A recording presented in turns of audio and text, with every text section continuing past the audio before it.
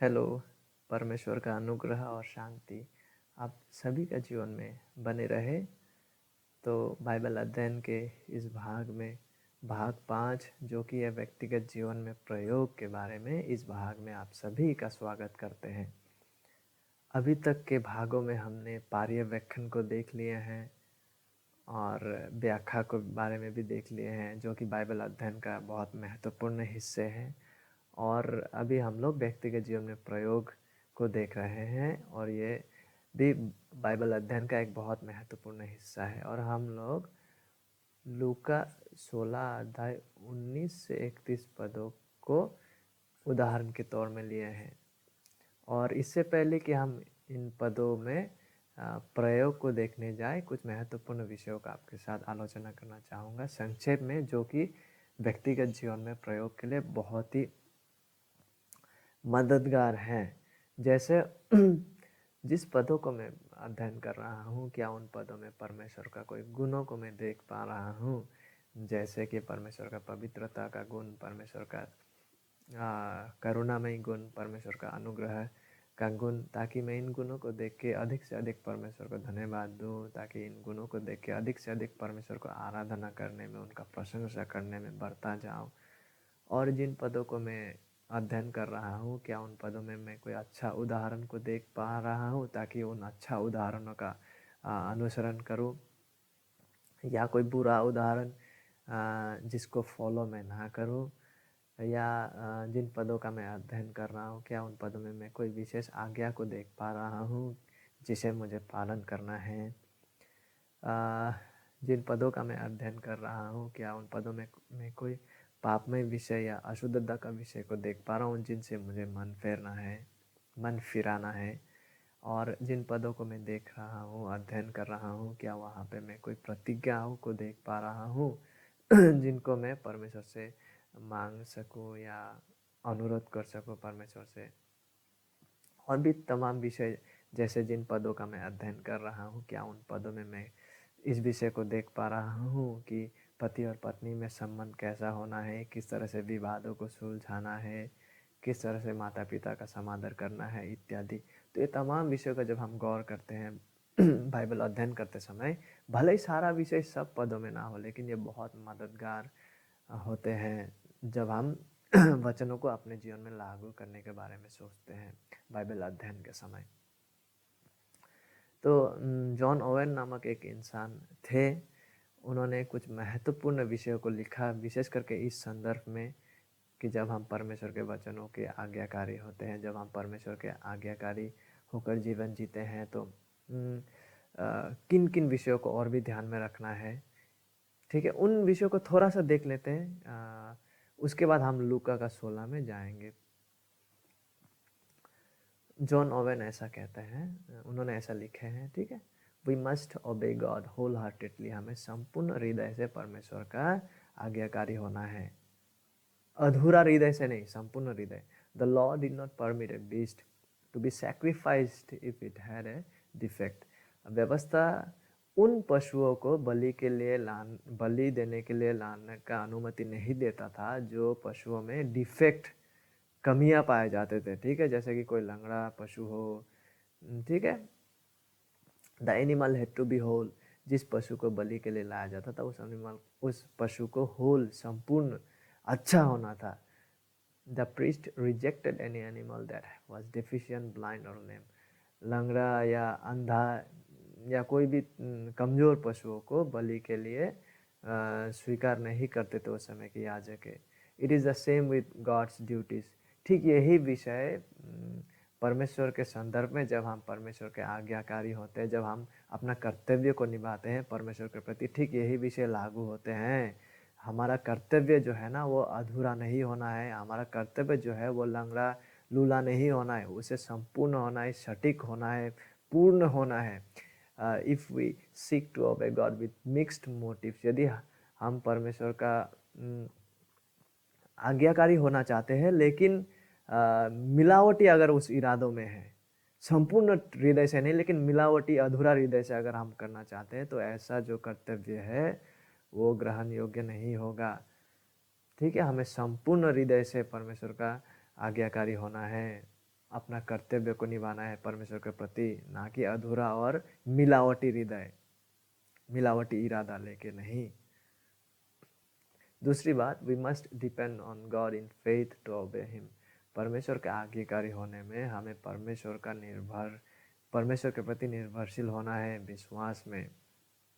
We must perform our duties in faith. हमें अपना कर्तव्य को विश्वास के द्वारा निभाना है। Deriving our strength from Christ.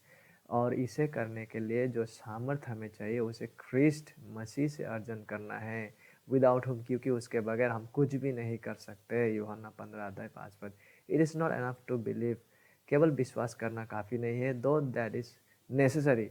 केवल विश्वास करना काफ़ी नहीं है, यद्यपि ये बहुत ज़रूरी है प्रत्येक भला कार्य के लिए। विश्वास करना बहुत ज़रूरी है प्रत्येक भला कार्य के लिए, लेकिन केवल विश्वास करना काफ़ी नहीं है। फेथ मस्ट कैरेक्टराइज और ओबीडियंस। उस विश्वास में आज्ञाकारिता का गुण होना ही है। पॉल इस तरह से इसे व्याख्या करता है ऐसा विश्वास को कि आज्ञाकारिता भरा विश्वास, the obedience of faith, only then will we see how Christ is our life. केवल तभी हम देख पाएंगे ख्रिस्ट किस तरह से हमारा जीवन है, ठीक है। और हमारा आत्मिक जीवन के लिए ख्रिस्ट ही वो स्रोत है, वो धारा है और वो कारण है। इस विषय को हम देख पाएंगे जब हमारा विश्वास में आज्ञाकारिता का गुण शामिल होगा। इसलिए पौलुस कहते हैं क्राइस्ट लिवथ इन मी। ख्रिस्ट मुझ में जीते हैं। And the life which I now live, और जो जीवन को मैं अभी जीता हूँ इस शरीर में, I live by the faith. मैं इसे परमेश्वर का पुत्र में विश्वास के द्वारा जीता हूँ। Christ is our life. मसीह हमारा जीवन है। और He is also the source of our obedience in the discharge of all our duties of holiness. Christ मसीह हमारा जीवन तो है, लेकिन साथ ही साथ प्रत्येक जो हम पवित्रता का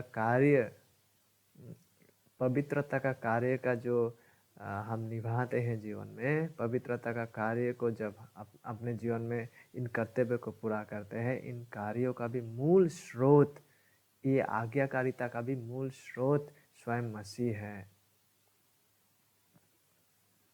We must obey God to bring him glory. हमें परमेश्वर का आज्ञाकारी इसलिए होना है ताकि हम परमेश्वर का महिमा ला सके। What other good reasons? इसको छोड़ के और क्या भला कारण हो सकते हैं कि हम अच्छा कार्य को करें। Perhaps we think of the satisfaction of our own convictions and consciences.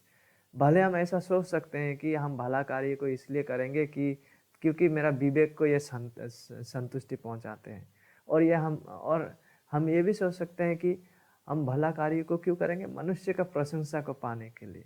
लेकिन ये दो कारण है, क्या होता है विशेष करके जब हम मनुष्य का प्रशंसा पाने के लिए ही केवल भला कार्यों को करते हैं, ये हमारा में आत्मधार्मिकता को उत्साह देता है, आत्मधार्मिकता को बढ़ावा देता है। इसलिए this reasons only side track us. इसलिए ये कारण है कि केवल अपना संतुष्टि के लिए, अपना विवेक का संतुष्टि के लिए भला काम करना और केवल लोगों का प्रशंसा को पाने के लिए भला कार्य करना, ये कारण अगर हो जाता है मेरा भला कार्य करने का, तो ये कारण ही क्या है, मुझे दिशा से साइड ट्रैक कर देता है, मुझे मार्ग से भटका देता है। इंस्टेड वरन जो प्रेरित है, पौलुस प्रेरित ऐसा कहता है, do all to the glory of God. सब विषयों को परमेश्वर का महिमा के लिए करो। 1 कोरिन्थियों 10:31। Much of sin's deceit lies in distracting us from this primary objective. पाप का छल यही है, इसमें है कि पाप का जो छल है वो हमें इस मूल उद्देश्य से भटकाए रखते हैं। किस मूल उद्देश्य से? कि हमें परमेश्वर का, प्रभु का गौरव प्रदान करना है संपूर्ण भला कार्यों के द्वारा, विश्वास के भला कार्यों के द्वारा। तो पाप का छलनापूर्ण विषय किस में शामिल है? हमें इस मूल्य उद्देश्य से भटकाने में। ठीक है, तो आइए शुरू करते हैं। व्याख्या हम कर चुके हैं।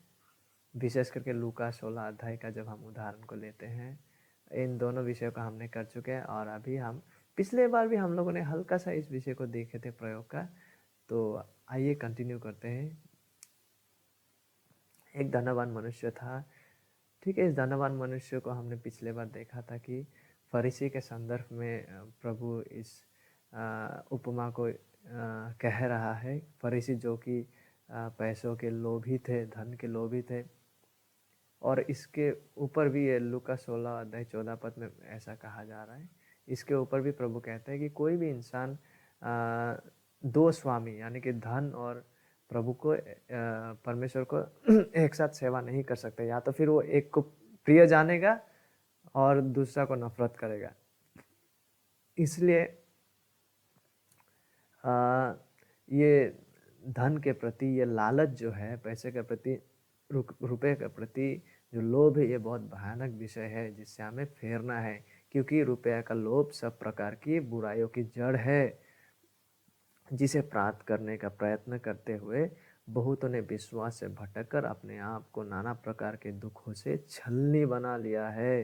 पहला तीमुथियुस 6 अध्याय 10 पद हमसे ऐसा कहता है। तो ये एक व्यक्तिगत जीवन में प्रयोग करने का विषय है कि हम ऐसा ना करें, वरन इससे फेरे परमेश्वर का सहायता में हम ऐसा लालची स्वभाव से फेरे, और ताकि हमारे जीवन में स्वामी और हमारे जीवन का जो प्रभु है वो, ताकि धन पैसा या कोई भी जागतिक विषय ना हो, लेकिन वरन स्वयं प्रभु यीशु मसीह हो। और 19 पद आगे हमसे कहता है कि ये धनवान मनुष्य जो था, जो बैजनी कपड़े और मलमल पहनता और प्रतिदिन सुख विलास और धूमधाम के साथ रहता था।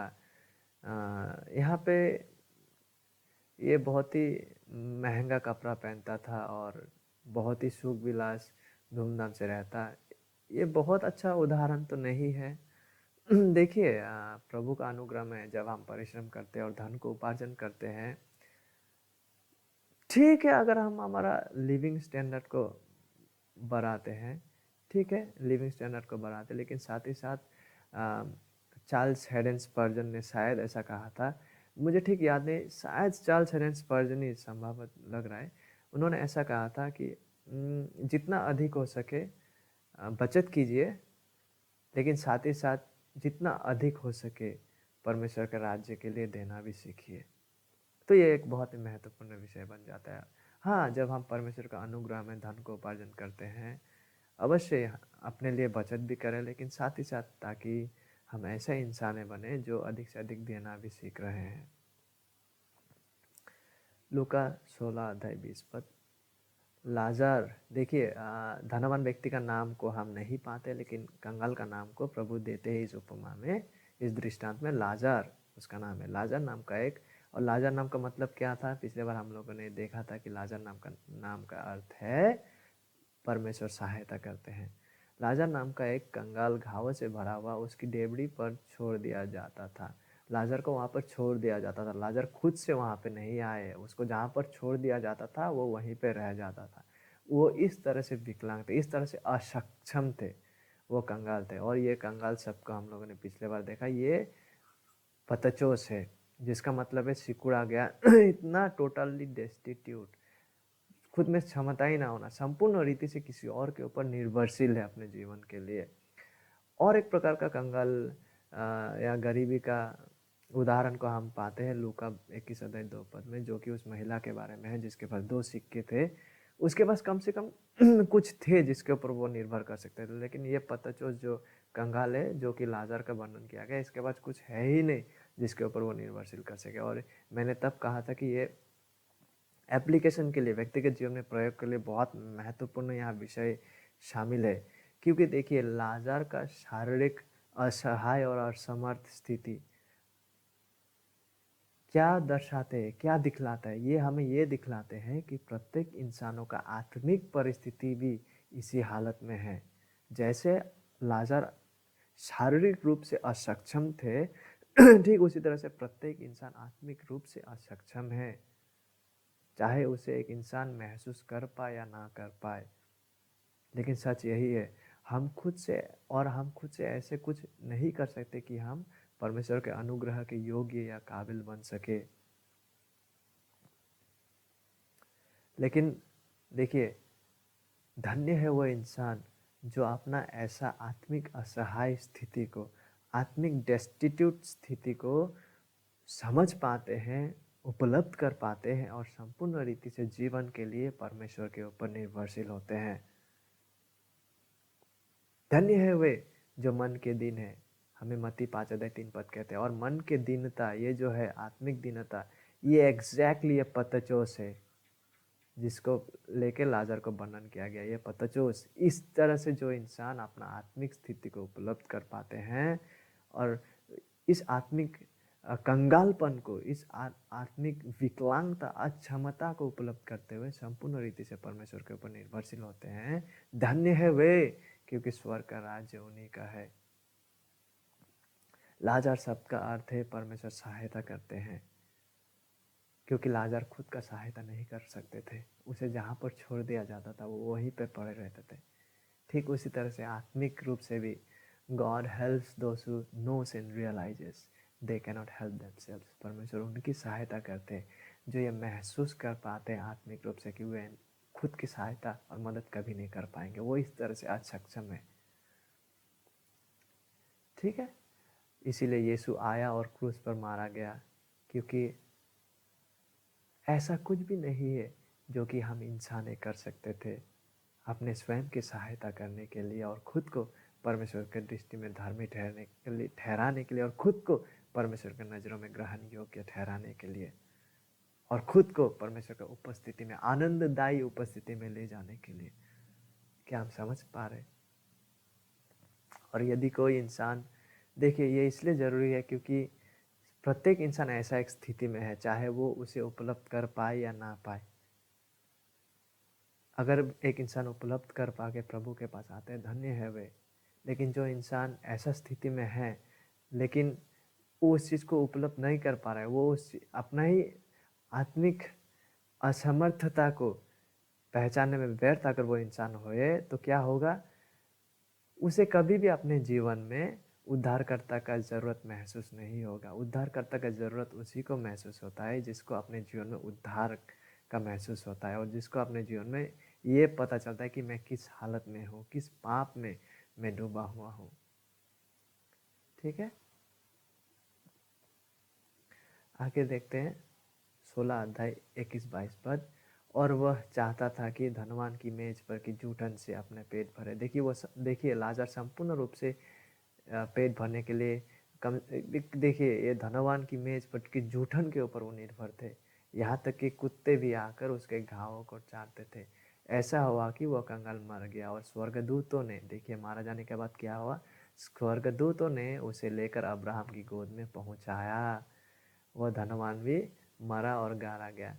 अब्राहम की गोद क्या है वो पिछले बार हमने देखा। ये आनंददायी स्थान है, परमेश्वर का उपस्थिति, आनंददायी उपस्थिति, अब्राहम के साथ परमेश्वर का उपस्थिति में उस मेज का हिस्सा हो पाना।